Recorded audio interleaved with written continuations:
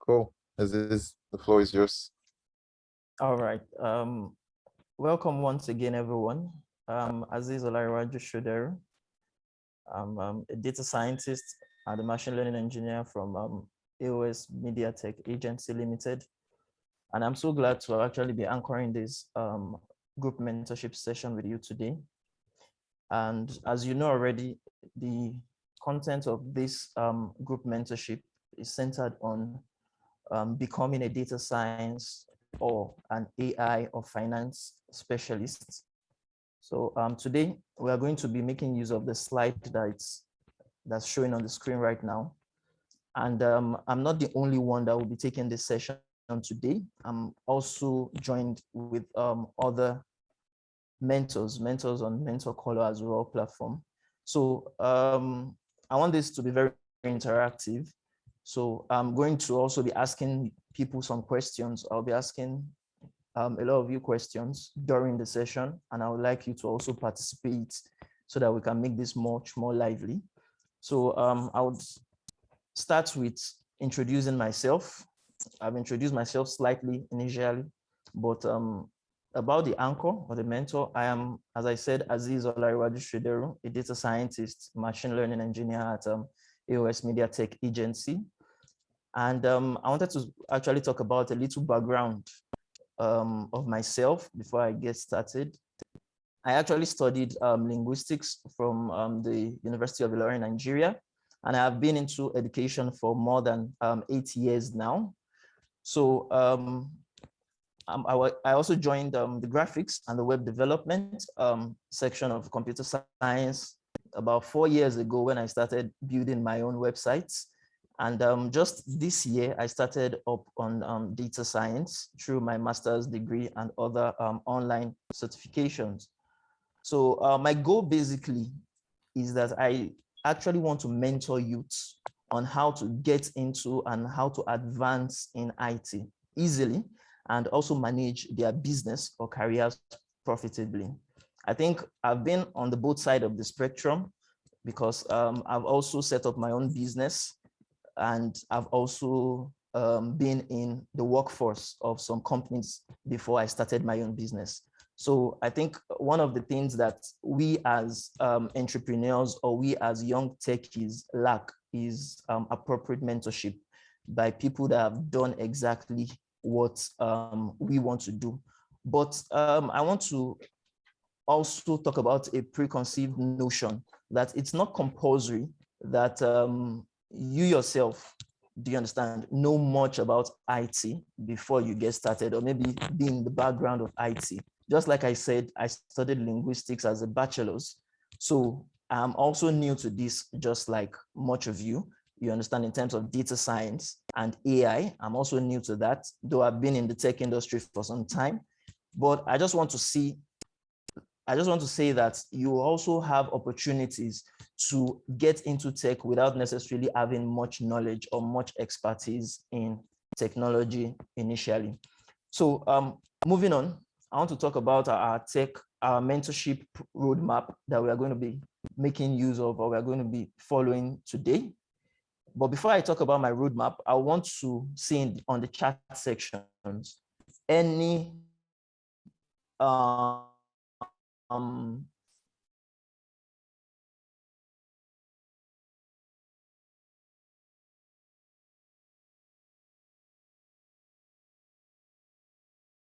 background that most of you are in.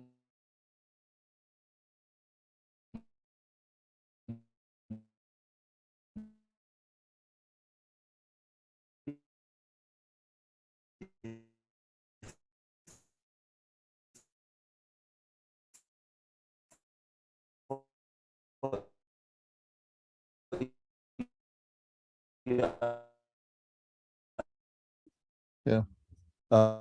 Aziz, I think you're breaking.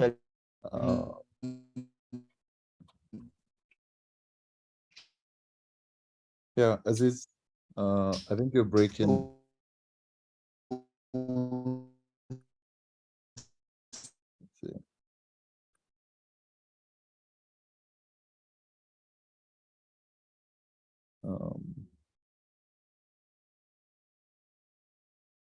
So we have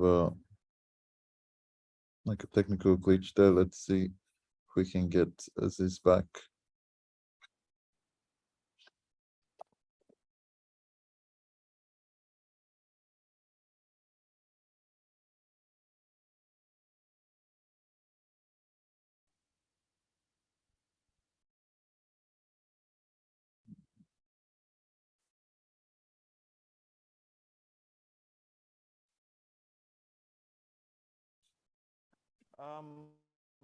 So sorry everyone for that break in transmission.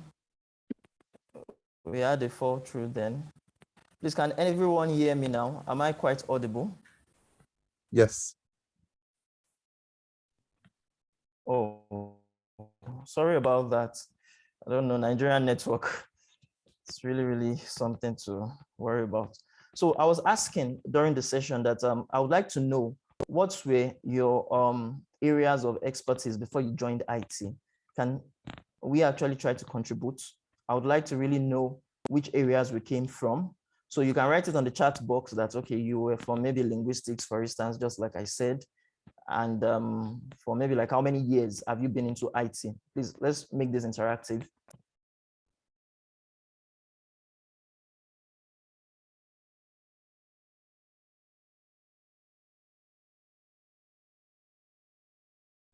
Okay.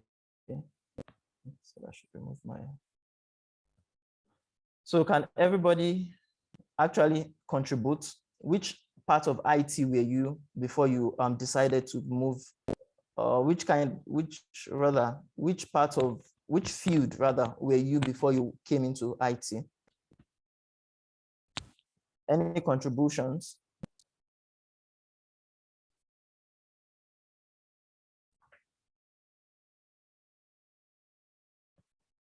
Are we there? I'm not hearing anything from anyone. Are we supposed to speak or type it in the chat box? Yes, you can type. You can type. I've been seeing some people say biotech. Wow, that's a nice field. Still in technology. I can see accounting already. Edifon Paul. Thank you very much. That's a very good one. So that means the content of today is going to be quite similar to some of the people like Suzette, as mentioned, from biotech, Edifon Paul from accounting, Matilda from actuarial science, Samuel Abiodun, construction management. All right, thank you. I think we have quite a lot of different fields here already. So let's quickly move on. Time is not on our side again. Now, our roadmap for today is we're going to be working on 5 main areas. Firstly, I'm going to introduce the mentors that we are going to be having apart from me today, people that are going to be in charge of both the presentation and the Q&A session that we would have after the session. So after that, I will talk about the niches that we are focusing on today. We are focusing on data science, artificial intelligence, financial analysis, and business intelligence, though we still have more fields, just like as I've seen already in the chat section. And we'll be learning, we'll be showing ourselves how exactly we can be a specialist, how we can become a specialist in the field of data science, AI, or finance. Also, we'll be talking about the experience, what you really need to do, what you need to focus on in order to acquire or to get that experience you need as either a data scientist, an artificial intelligence or machine learning engineer, and a finance specialist. Lastly, we'll be ending our session today with recognition, how to become recognized in your field for doing what you really love to do best. So that being said, we'll move on to the next slide. So as I said initially, today we are going to be joined by, firstly, Mr. Daniel Abioye. He is also a founder of EduSTEM TR. He's skilled in financial modeling and valuation, and is also into finance. I can see that some of us here are into finance already and accounting. So he's going to prove very useful for that. Likewise, Mr. Powell Alexander is going to be part of us as a chartered accountant, financial analyst, certified data protection officer, and a cyber security manager. Now, why did I actually add these people to the list? Because I feel you just don't need to get or to hear from me alone. You also need to hear from other people that are doing great things in their own fields. So we would have a very good learning curve during this mentorship session. Now, moving on, we are going to also be looking at your niche. We'll start up right now. I would like to ask, just as I said, have you found out the exact niche you want to dive into in terms of IT, in terms of technology?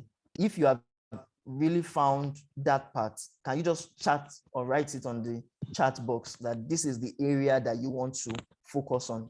We have taken the past areas that you were before you came into IT. But now, can you tell me which particular niche do you want to focus on? Which particular niche do you want to focus on? Please write it on the chat section, or you can even say it. You can say it during the session. Oh, thank you, Edifon Paul. You said data analysis. That's very good.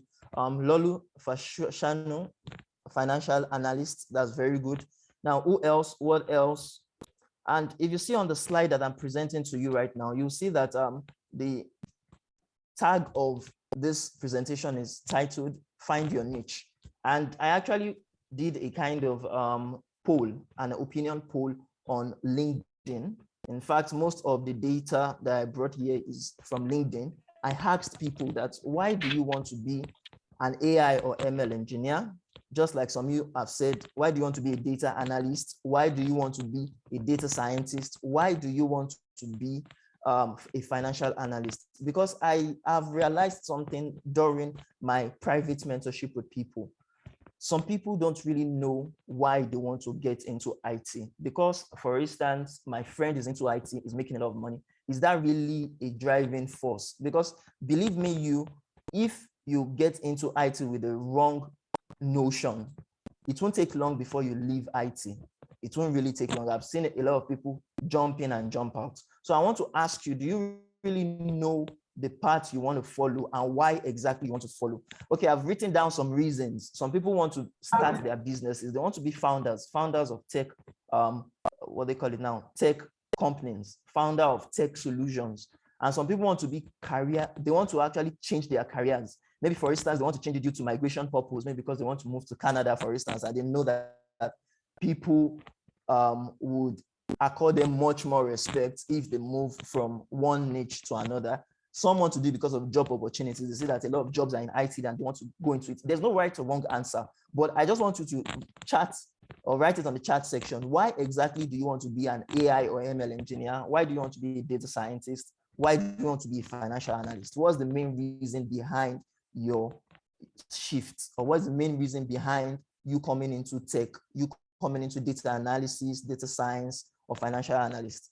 Can you tell me on the chat section? Let's make this interactive. I'll be asking a lot of questions because I feel that's how we can get to impacting ourselves. So why exactly do you want to, you understand, be one of those? Write it on the chat section. Let me know your viewpoints. Can everybody hear me? Please, am I communicating? If I'm communicating, just put an emoji. Put an emoji on the chat section. Let me just know so that I know that I'm communicating, please. Are we there? I'm not getting any responses. Oh, thank you. Thank you, Samuel Abioye. I can see that. Oh, Dorcas, very good emoji. So tell me. Just don't give me emojis. Tell me, why do you want to be an AI or ML engineer? Why do you want to be a data scientist? Why do you want to be a financial analyst? Give me a reason. Give me a reason. It may be part of the reason that I've written down. It may be a different reason entirely. Just write down something, say something. You can unmute yourself and say something. Okay, thank you, Mr. Samuel. You told me to widen your opportunities and a pay rise. Very good reason. Isabella, job opportunities. Very good. Your reasons are valid. So please don't be scared to say your reasons. It's very valid. Just let us know, because it's from your reasons. It's from the reasons why you want to be that. We are now going to coin a tech roadmap for you. A roadmap that would actually help you achieve what you want. A career shift, Lolu Fashano, thank you very much. So now let's move on. We said that after your conscious thinking of the path that you want to follow, then you really need basically two things. The first thing is that you need professionals that can help you achieve it. And you need tools, you need gadgets, you need skills that would even allow you to use those tools. So we'll move on. The next thing that we have here is talking about your past fields. We have asked you already that where are you coming from? Many of you told us the fields you came from, but apart from the fields that I've seen, okay, someone said, Isabella said, for me, I feel bored doing repetitive work. So I want to add data analytics to my career. Now that's a very wonderful reason. That's a very wonderful reason. Thank you very much for that. Now, I hope that would achieve what you actually came for. You understand? Would achieve the tech roadmap that would give you in order to go through your dreams. So now, that being said, some of the previous careers that I've seen people talk about is software development. Some say they were in finance or statistics. Some said they were in other fields. Any field you are, I want you to see the IT industry as an industry that you can get into no matter the field you are from. But one of the lessons I want you to get from this is that you need to actually invest in connecting and interacting with people. What do I mean by that? You need to find people that are already in the fields, people that are either like you, maybe they are also thriving to shift from their careers, or people that are better than you, that they have shifted or they have been in IT for so long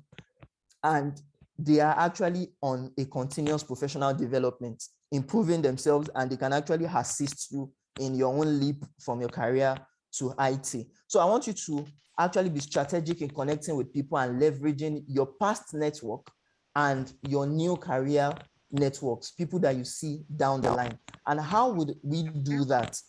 Firstly, if you want to do that, you need to connect, as we said. But apart from connecting, you need to also learn from them. You can't just connect with someone and not be willing to learn from them. So another thought-provoking question is that I would like to ask you, what have you done? What have you done right now to actually be or continue, you understand, impacting in the IT sector or in the IT field that you are in currently? Have you taken up degrees? Have you taken up online certifications? Have you started boot camps? Have you even started as little as watching YouTube tutorials? What have you done? Just type it on the chat section. Let me know what you have done before now. Let me know how exactly we can come in to now assist you. So someone said, I want to broaden my knowledge. Pauline, thank you very much, and supplement my accounting degree. That's a very good one as well, some of the reasons. But tell me now, please, what part have you taken? Now you have talked about your wants, and I want to know your steps. I've known your wants, your desires now. Now, what are the steps that you have taken? Like some of the things I've written here is that in order to actually get to that your field, in order to become a specialist of IT, just as we have it here, you have to follow the path other specialists have taken to become who they are. Do you understand? So what are those paths that other people have taken? Oh, someone told me boot camps. Thank you very much, Dorcas. That's a very good one. Mary says paying for courses, applying for scholarships. That's very good. In fact, I'll tell you, Mary, that I also apply for a lot of scholarships. Anybody that knows me prior to this mentorship session would know that I apply for mentorship. I apply for scholarships. I also, because not everyone can afford the Ivy League schools. You understand? So I apply for scholarships as well. Oh, someone told me the person is currently in the ALX sponsorship on data analytics program and FMVA. That's very good, Samuel. Okay, so online certifications, very good. Now let's move on. Similar to what you all have said, in order to become a specialist like other people, you have to carry out research on job sites. I like when people do scholarships, when you apply for programs, but before you even start doing that, and that's the reason why you have to reach out to technicians or people that have been in the IT sector initially, you have to get through to them and, you understand, talk to them that, okay, how has your journey been in IT? Now, you also have to go on sites that you will see these IT specialists. That's okay. Maybe for instance, we know about techcrunch.com. A lot of people know about crunchbase.com. There are a lot of sites. I can't name them completely. There are some fellowships people are part of, associations people are part of. Data Science Association, for instance, is a part of it. British Statistics Society, even Corporate Finance Institute is also an institute. So which job sites, which fellowships, which associations or universities have you actually been involved in? Do you understand? To make you know about, you understand, your field, what you actually want to achieve in IT.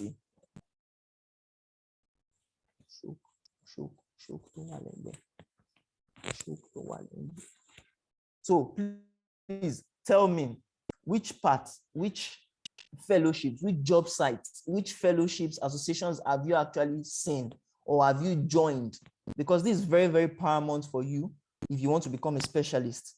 What have you joined in that sector that you want to be part of? What have you joined? Do you understand? Which association have you joined? Which fellowship have you joined? Job sites have you joined to see how specialists are actually getting to learn what they know right now? Because you believe me that there are a lot of job sites, there are a lot of fellowships, there are a lot of associations that have what you need, that have wonderful roadmaps that you can follow, tech roadmaps that you can follow to become a specialist. So let me know. It may be the one I know, it may be the one I don't know, it may be the one that is not popular. Just let me know which associations have you joined. I would list a few after this, but I want to know which ones you have joined before we'll know where to take it from. Someone said ALX beta students only left. Okay, fine, good. Mulualem, thank you very much. Which other associations? Please type it on the chat box. Let me know. Let's make this fast. Our time is fast going. So which organizations have you joined? Which universities, which fellowships, which job sites have you even ransacked? You understand? Have you checked to see the skills? You understand? To see the roadmap that people have followed, specialists have followed. Even GitHub, for instance, for people that are in IT, there are a lot of tech roadmaps that are there that were developed and built by people. So specialists as well, professionals, IT professionals. So which ones have you joined? Which ones have you been part of? Which ones have you may not have contributed that much, but which one have you been following at least? Please, I want feedback. Give me feedback. ALX platform. Apart from ALX, what else? Isaac, thank you for your contribution. In the finance field, oh, data tech space, thank you, Maimuna. Oh, Maimuna Muhammad Bashir, thank you very much. Oh, that's one of my students. That's very good. Everything on data, that's a very good one. Now, ALX is a very good one. Turing community, wow, that's a wonderful recruitment agency abroad. That's a very good one. Turing is very wonderful. Beseech you that in order to become a specialist, you have to join professional groups and platforms. And it's very, very important. Why do you have to join? Because you need to seek the relevant knowledge. It's not all the knowledge. It's not, for instance, people say they want to be data analysts. It's not all the skills of data analysts you need, particularly need. Do you understand? If you want to advance your career, for instance, maybe you are into finance, as someone has said, it's not all the financial courses that are in maybe on maybe CFI's website that you need to actually do, but you just need what is necessary, what other professionals like you are actually doing currently. Some people have said the various courses they have been part of. Some people have said degrees they have been part of. If you look at the slide that we have here, you see that a lot of people said they do online certifications more than degrees. So by your interaction with professionals, you'll be able to know that, okay, degrees are good. Nobody's saying it's not good, but having online certifications may particularly put you at the forefront as a specialist more than just having 2, 3, 4 masters, for instance. So that's a very good one. If you are interacting with specialists just like you, you'll be able to know what they are doing and how you too can actually start being a specialist. So, and another point I would like to talk about is that don't just jump around learning everything. I myself, when I started into IT, I fell into that trap. I was just learning everything I could learn and trying to just speak and learn even things that were not relevant to me. And that was why I wasted a lot of time learning things that were advanced not even understanding anything before I now went back to the basics. So anything you want to learn, that's the reason for a tech roadmap. If you don't have a tech roadmap, the least you can do is reach out to people and know the prerequisites. For data analysts, what are the prerequisites? For data to be a data scientist, what are the prerequisites? For instance, as a data scientist, you need to have good knowledge of statistics, good knowledge of mathematics, good knowledge of algebra, calculus, though it's not compulsory you become a guru in it before you can start data science. Because as I told you, I studied linguistics. Some people on this chat, like Maimuna, also studied linguistics initially, but we are also into IT now. Why? Because we just learned little of statistics, little of mathematics that is enough for data science, and came into the data analyst and data science fields. So let's move on. In your learning, as much as we want you to focus on one area, don't just be a jack of all trades, a master of none. I that I'm talking, even though I'm on this platform as a mentor, I also have mentors that are mentoring me. Yesterday, before I actually took this session today, I spoke with my mentor, the person of Mr. Dixon Victor. If he's on this chat, he will be hearing me now. He assisted me in making me know my niche. Do you understand? And there's nothing bad with actually speaking to someone to help you fine-tune your niche. The person will not choose for you, but the person will just guide you. I think that's the reason for a mentor. The person will guide you towards you choosing what is good, what is best for you based on your strengths and based on your skills. So I want to also beseech you that in your way of trying to get into IT or advancing into IT, try to diversify your studies. And if you see what I have here, you see that there are different ways. We have talked about some initially, but some other options are maybe nano degrees from Udacity, like professional designations, bachelor's, associates, LinkedIn learning, certificate. There are quite a lot that you can use to actually join IT. But what we want you to do is choose out of them the best that would work for you. There is no one size fits all in tech. The fact that someone is taking a nano degree doesn't mean that that nano degree is for you. Do you understand? Or maybe someone is taking a professional designation, doesn't mean it's for you. You have to know what your own tech roadmap is. So I want to ask on the chat section, can anyone tell me what are the ways that you have used to actually start learning, to start advancing in IT? Put it on the chat section. Let me know. Is it nano degrees you have taken? Is it bachelor's? Is it mere certificates? Is it LinkedIn learning? What platforms have you used to learn? To learn what you need, not what you want. Mind you, if you want an advancement in your career, or maybe like a job promotion, for instance, you have to know that particular job title that you are pursuing and the job description, do you understand, that is attached to that job, so that you would see the job descriptions. And maybe, for instance, they said they want a data analyst, and someone has told us that she wants to get into data analytics because, you understand, she wants to advance and get more opportunities. With that, you have to know, you have to check through your human resource aspects, or the human resource cadre in your establishment, that which particular skills do they need of a data analytics or a data analyst or a data scientist? Which particular skills? Is it, for instance, Python? Is it the knowledge of SQL or SQL or MySQL? Is it the knowledge of R? The fact that a program or a tech tool is actually popular doesn't mean that all industries or all companies actually make use of it. So you need to know the industry you want to get to. What exactly are they using? Is it Excel they're even using, not even Python? So you need to define it. And by defining it, I mean, you have to first of all explore.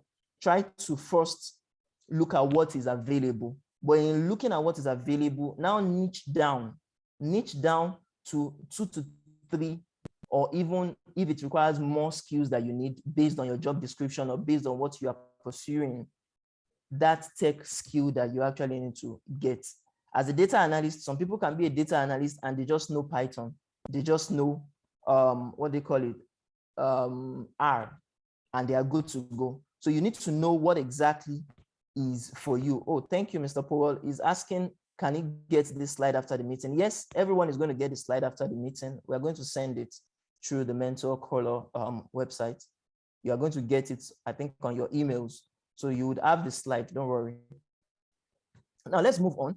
I would like to ask you as well that how have you been able to test your AI or your data science or your BI or finance or even machine learning skills? If you have been into IT for some time, if you have just even started, but at least you are still learning, how are you testing what you are currently learning? Are you learning or are you testing through hackathons, taking some of those tests on hackathons? Are you actually doing work projects in your job, or are you even taking FANG exams? You understand, Facebook, Amazon, Netflix, all those Google exams. Are you trying to enroll or get, you understand, employed through them? Write it on the chat section. I want this to be interactive. Let me know what you are doing. Are you taking technical tests? What exactly are you doing currently?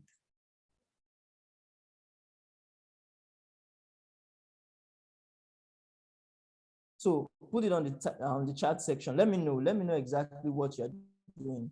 Let's make this interactive. You can also send something. You can also speak on the session. You can unmute yourself and let me know what you're doing.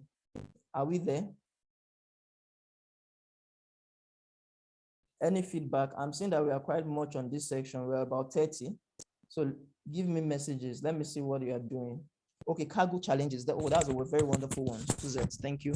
That's a very wonderful. I'm also on cargo. That's a very good one. You work on data sets on cargo. That's a very good one. Work for projects. Thank you, Maimuna. That's a very good one. Now, if you look at what we did or what I actually did on LinkedIn, some of the poll that I drew, you see that work projects is is one of the ways people test themselves as well. Cargo too is a very good one. Apart from even what we have here, there are a lot. You can even go on leadcode.com. You can go on quite a lot. Zindi hackathons, very good one.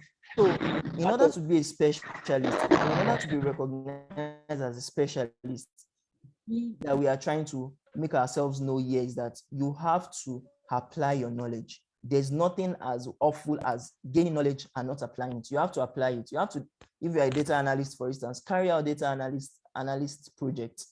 Do you understand? If you are a financial analyst, work on some financial models, do something in that niche. It's not compulsory you are in a job before you actually start, you understand, to apply your knowledge. And that's why I said initially that how are you testing your knowledge? You can test through a series of ways, just like we have listed.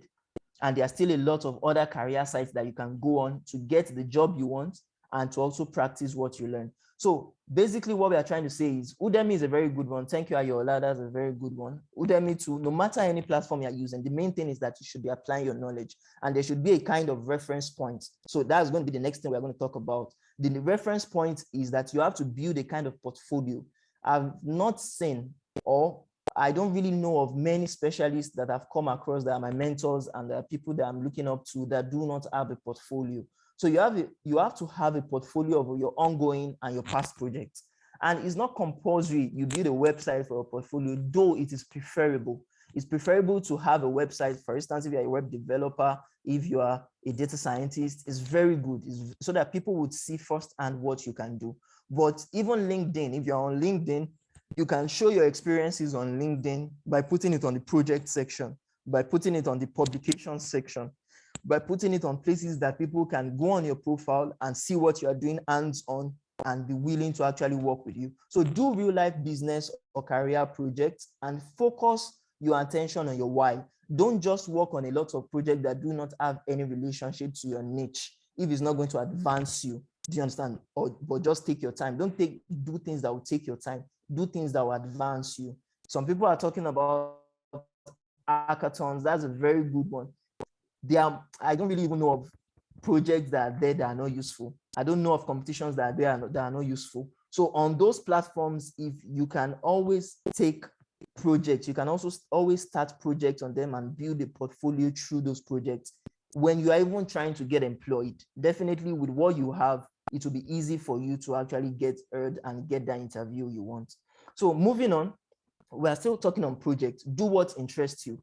And in doing what interests you is not compulsory, because I see a lot of people that come on my private mentorship sections and they want to actually become a project manager, for instance, and they want to do the project themselves. you can't do it, or most times it's not possible. You have to actually work with people. You have to collaborate with people. In the tech industry, right from when I started with building my own company website.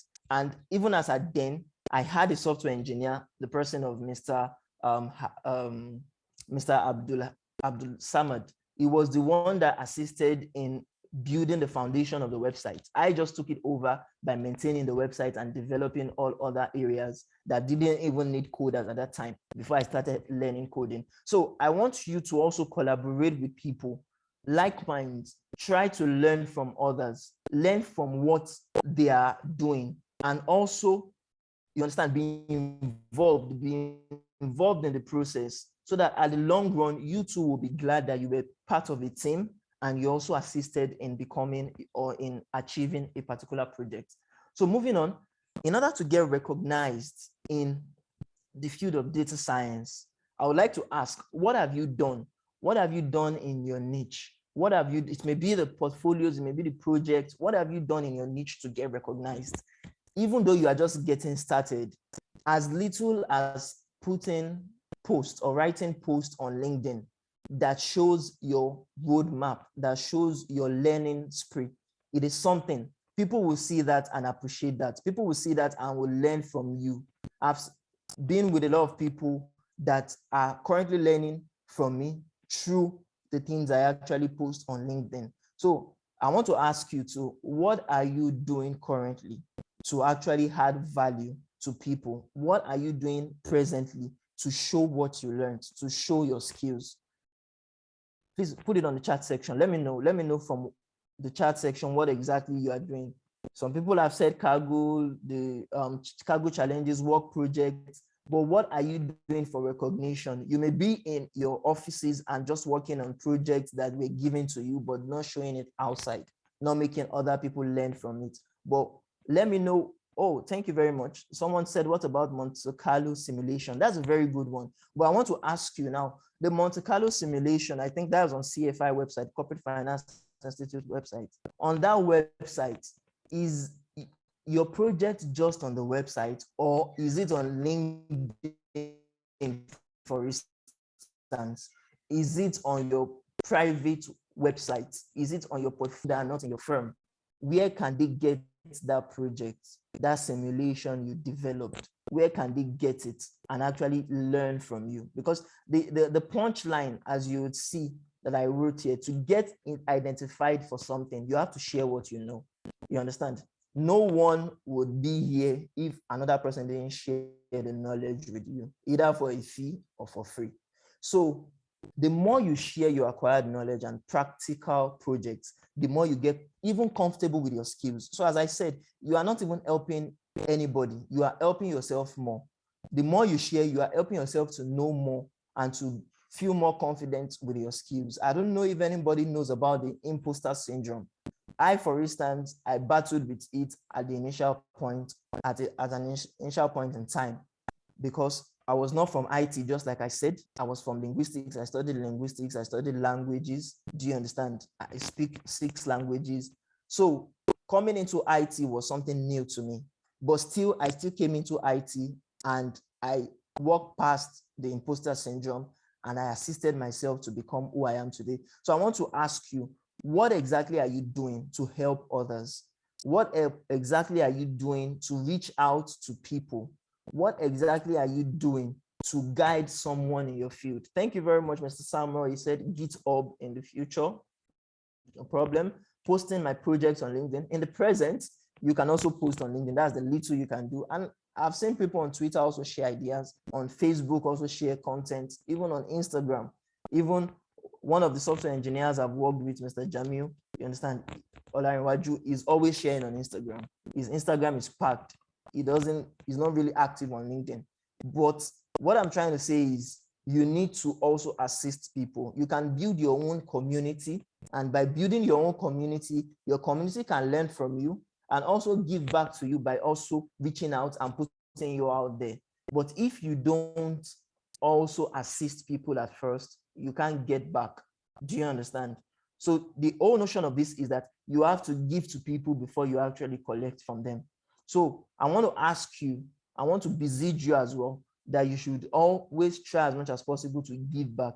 And when you now give back, it will be easy for you to ask people for recommendations, for endorsements, for business reviews on LinkedIn, for instance, or even on your website, to go and to write reviews on your website. Many people have been reaching out to me to write recommendations for them, but if I don't know them, it may be difficult for me to write something wonderful for them, something that will talk about their skills. It's not about the recommendations. It's not even about how many recommendations you have on LinkedIn, but it's about the quality of the recommendations. What exactly did you do? What were the skills that you harnessed? What were the tech stack that you made use of? Do you understand? No matter how little, even if it's just one or two that you have actually learned very well, you can get a very wonderful recommendation from that if you help people initially. So I'll move on to say all what I've been saying right from time. I have also done some of it, you understand, if not even all of it. And as I said initially, everyone is going to have or is going to get this slide. So you can click on the link that I am actually sharing with you now. That link shows what I have done. I have actually written a kind of article, a blog article for some time now about all what I am saying now that I have also done and how it turned out for me. So it's on LinkedIn. I have a newsletter on LinkedIn that I share this on. And I also have my own company website that I share this on as well. So you can always go on that link and actually learn from that. Do you understand? But I want to also ask you that, are you writing anything? Are you composing anything to learn, or to rather to teach people? To teach people, what are you doing in your niche? I know we have said it before, but what are you doing, or what will you even do in future to actually share with people? So write it on the chat section. What will you do to share with people? What will you do to make people know what you have, what you are learning, and what you can give back? Because it's all about giving back. So write it on the chat section. Let me know, what would you do in the future, in the near future? Someone has said GitHub in the future. What else would every other person do apart from projects on LinkedIn? What else apart from Monte Carlo simulation would you do to actually give back to the community? Any idea? Any feedback? I'm expecting to hear from you. While we are expecting that, so my contacts and our contact, the contact of the mentors, have been written on the slide section. You can reach out to us later on after this group mentorship session, about any questions you have. And I advise everyone, never lose the opportunity to get across to like-minded professionals now and later. So if you need to contact us privately to get private sessions, Mr. Daniel Abioye and Mr. Powell Alexander are also on Mentor Color as mentors. So you can reach out to them on their profiles. You can reach out to them on their LinkedIn accounts and on their phone numbers. So with that said, I'm going to go on into the Q&A session now. I want everyone to ask questions. I want people, okay, thank you very much, Maimuna. LinkedIn post, portfolio website, very good. GitHub, thank you very much. In fact, I know of very good software engineers that have been for years in IT that don't have, you understand, functioning websites. It's very good. What they call it is not that bad, but you can improve on it. Rather, you can improve on it. You can create a website. You can create LinkedIn posts. You can create or make use of your GitHub. Some also use other things apart from GitHub. Is very good. Now, writing technical articles. Thank you, Natasha. That's a very good one. So the Q&A session, I would round off by saying this. If you have any questions or contributions, you can say it orally or you can put it on the chat section. Let me know.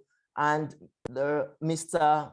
Daniel Abioye is going to be taking the Q&A session, or you can ask any one of us questions. Mr. Powell as well, Powell Alexander, is going to be responding to your queries. If you have queries related to anything about cybersecurity, about corporate finance, is there for you. Mr. Daniel as well, in finance, in financial modeling and valuation analysis. I as well, data science, AI, data analysis, anything, let us know. You can say it orally or put it on the chat section. And if you have any contributions as well, let us know now. We're about 30 on the group, so we should at least get about 2 to 3 questions. Yes, you can share what you have. Mr. Daniel, please, you have the floor. Let me remove my slide now. So lastly, anybody that, if you really enjoyed this, please leave a review of the session on the link. Okay, Mr. Abioye, you can actually have the floor now. I'm removing the screen. I'm offing my screen. I've stopped the screen. So you can present your slide, Mr. Daniel Abioye. Okay, good evening, everyone. I think the hosts have not allowed attendees to share their slides. Oh, okay. I think that should be fine now, Daniel. Can you see it now? All right, thank you. Yeah, I can see it now. Thank you very much, sir.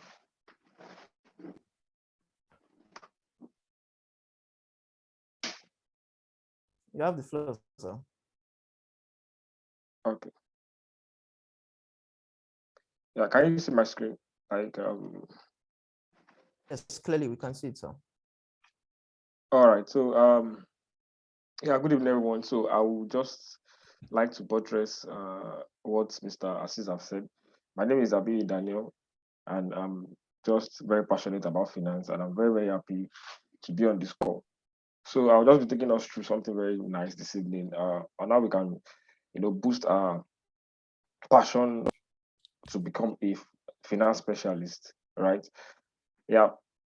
So I don't want to start giving definitions of what finance specialist is, or probably anything you can actually get online and all that. That's why I've not come here with that idea of coming here to come and lecture us on what is finance specialist, how can I become a finance specialist, and all that. So all those things can be typed on Google and actually be gotten, in on our phone anyway. So I just want to share some things with us where which I believe very, very important for us to know as we take a journey towards becoming a finance specialist.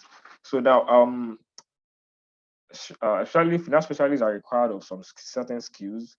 And what are the skills? Basically, we have 6 basic skills as finance specialists must have.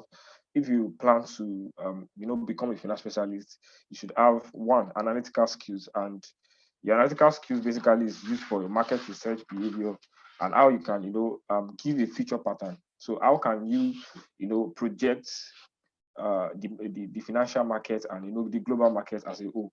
So and that depends on your analytical skills. So that's very, very, very important. Also, finance specialists are required to have a very good consumer service skills. And when you talk about consumer service skills, you deal with clients. Basically, finance specialists are those that helps organizations and institutions to sell products to clients. So when you are dealing with clients, there's a way you have to deal with them. So being a finance specialist must have a high grade level skill in consumer service and the way you deal with clients, which must be very, very professional. Yeah, communication skills very, very important as a finance specialist. I think Mr. Assis have actually mentioned that earlier. Very, very important as a finance specialist. So must be able to communicate well, very well, technicalities and every other things that are related to financial markets. Also, your technical skills, that's very important because being a financial specialist, and I think I didn't mention earlier, as a financial specialist, there are actually, I think, areas where we want to specialize. For instance, now some actually want to specialize in investment banking, some I want to specialize as advisory, some I want to specialize as consulting and all that. So any area you want to specialize in finance as a financial specialist now, you should have a technical skill which is related to that area. And I think it has been emphasized earlier. So I want to dwell more on that. And also for those who will be on the asset management and investment banking area, you are required to have a very good math skill, and which is very, very important for you. Also, in conjunction with your accounting skills and all those formulas, because there's no way you want to probably work on a model, probably from a company, or probably just want to analyze a company's financial statements without using a math skill. And lastly, it's required for every financial specialist to have a strategic way of making decisions. you must have this strategy of making this analysis, be able to think right. Also, moving to the next one. We all know the situation on ground that people just think, okay, how is there really, a job for me in this finance field and all that? So this is a projection made by Microsoft. Microsoft actually projected that by 2025, there'll be about 149 million jobs available for people to, get. And when you look at the breakdown, you see that we have privacy and trust about 1 million, cybersecurity about 6 million, data analysis, machine and AI about 20 million, cloud and data roles 23 million, and also software development about 98 million. So all these jobs will be available by 2025 according to Microsoft projection. So what are required of you? You are required to just get the very essential skill towards to get yourself prepared for future ahead. And I believe we have actually mentioned some things that we can actually we can do to get some of these skills and learn during as the earlier section Mr. Assis took with us. So moving forward now, there's a way I think about this thing, and how do I think about it? Just like be able to analyze it here. In case I'm fast, you can also read with me on the screen. And how do I think about it? Between 2018 and 2028, it's expected that a financial analyst job should grow by 4%, and that actually was given by the Bureau of Labor Statistics, US. So they analyzed it and they expected that the finance specialist job should grow by 4%, and every individual who wants to become a financial analyst would have actually asked him or herself a question: okay, should I really venture into this activity or venture into this career part of being a financial analyst? Then, if you have thought about that, you should think about the projection of 4%. And when I say 4%, I think it's something very, very large when you're talking about just a sector of a job growing by 4%, given other career sectors and probably other other sectors in different industries. And by 2028 now, there's a projection that about 18,500 work will be available under finance, and for those who want to actually learn into finance specialists by 2028. So the fear of not getting a job should be taken out of what's it called now, out of it. And averagely, the salary of a finance specialist, I'm not talking about just one career partner, I'm talking about averagely, like talking about the whole industry, is about in dollars about 53,000 plus. So you look at it, and in just 1 hour you earn about $25 75 cents in just 1 hour. So you see, it's a very, very interesting career path to venture into, and that will help us to choose better and choose wisely. And I think I would like to restate what Mr. Caesar said earlier. Not just choosing, you can actually get a mentor and choose what you think you can actually fit into, and not just probably following the crowd.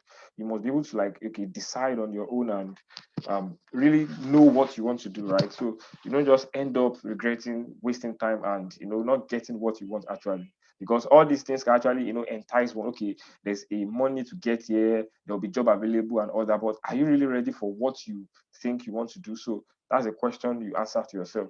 So I would like to conclude. I don't want to take much of our time, and I would just like to conclude a very, very simple story. When we talk about professionalism, we all have our professional areas, and in the financial world, like other disciplines too, is basically built on trust. So, you as a financial specialist now, for everything you want to do, you should have this personality you have in you, very, very important. That is trust. And why do I say that? Financial professional tends to have this high level of knowledge and skill gap compared to the clients you're actually trying to attend to. Okay, look at the scenario of a doctor now. When you go to an hospital, you believe that the doctor will actually recommend some things to you. Why? Because the doctor have a kind of very huge and large knowledge in the medical what's it called now, medical area. So we are expected to build up and give a kind of build up trust in clients. So as we are pursuing, or as we are looking towards becoming a financial specialist, it is expected of every individual thinking towards that career path to, build, among other things, trust in your relationship with people, so that by the time you become a financial specialist, because most time you'll be dealing with clients, and when you are unable to build your trust with a client, it doesn't make your work go better. So at the end, I say trust is built when you don't take advantage of your knowledge gap. The knowledge you have, use it to serve your clients you are trying to render the service to, and that will make you a very successful financial analyst. So to cap it all, becoming a very successful financial analyst, as you train towards the path, you must acquire the right skills. Apart from acquiring the right skills, you must know your niche, as has been emphasized earlier. Apart from knowing your niche, that is where you want to really specialize, then you must be able to build trust in the clients you are relating with, because by the time you get the job, by the time you start working there, you have to build trust with the clients you end up get to work with. And I think that's also, there'll be floor. The floor is now open. I don't know if the second speaker also have something to share. If you have something to share, then we can come up. Then if not, we can welcome your questions now. Thank you very much. All right. Thank you very much, sir, Mr. Daniel. And please, Mr. Powell, please, you have the floor now. Please, let's quickly round up. All right. Thank you very much. Can you hear me? Yes, we can hear you. All right. Thank you very much, Mr. Aziz, for the opportunity. All right.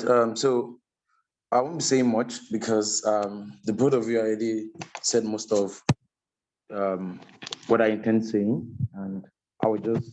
So for the mentorship, right now, one thing I notice is that many students and young professionals have similar problems, and they often think that they're alone in situations and are unable to think of solutions and end up being lost or listless and squander their potentials.